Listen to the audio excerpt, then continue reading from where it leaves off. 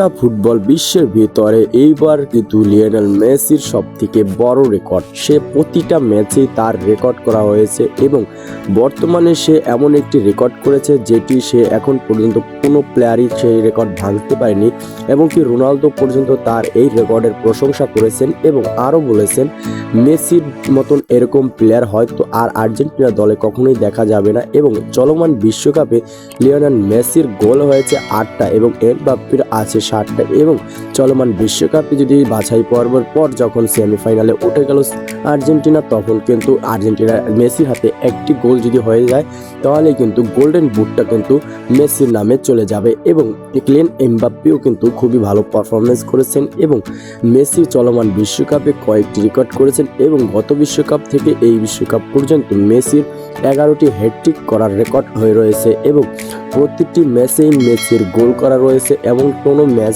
বাদ যায়নি যে ম্যাচে মেসি গোল করেনি।